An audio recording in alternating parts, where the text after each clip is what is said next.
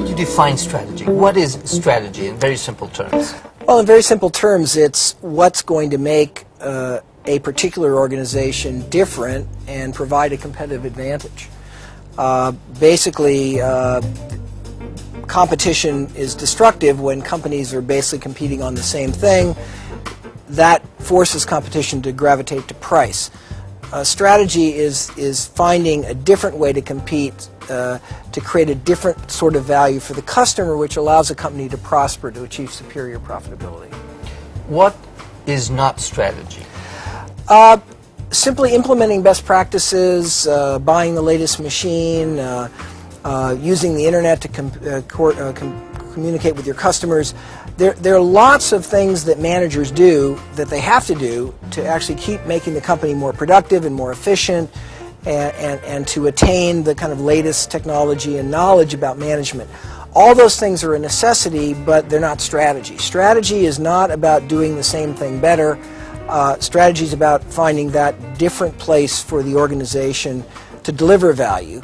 But what makes it challenging is you have to do both of these things at the same time. You got to keep assimilating best practices, but at the same time having real clarity about what's going to make you different.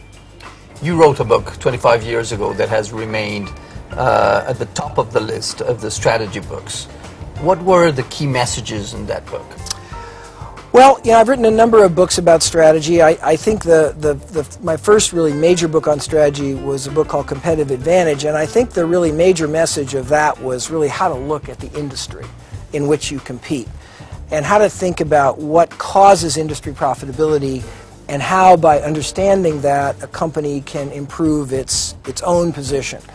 In that book, I introduced the so-called 5 forces framework, that in any industry you've got to look at the power of the customer, the power of the supplier, the barriers to entry, the threat of substitute products, and the nature of the rivalry itself, and that those 5 forces collectively define really the profit potential of any business. And this was, I think, a breakthrough in the field, because really we had no systematic way of looking at industries. The next book was a book called Competitive Advantage, in which I really talked about how to look at a company's own position and introduce the concept of the value chain.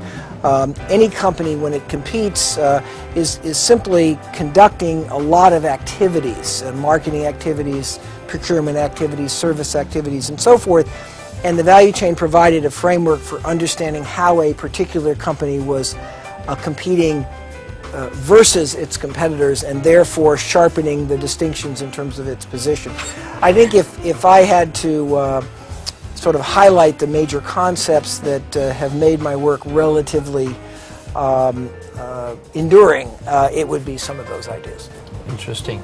And after 30 years, what has changed? Is everything relevant, or have things evolved?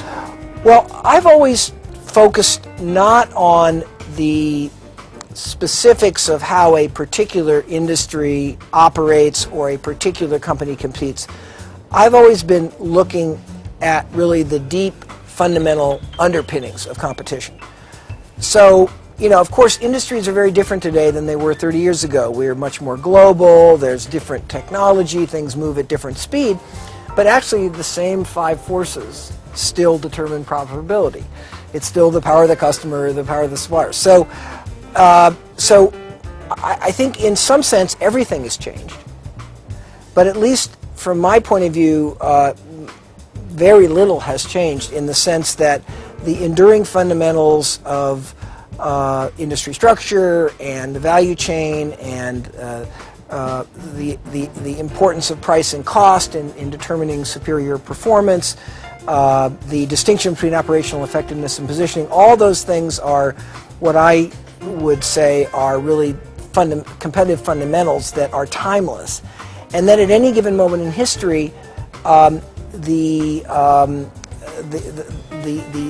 weights, if you will, or the specifics are constantly evolving.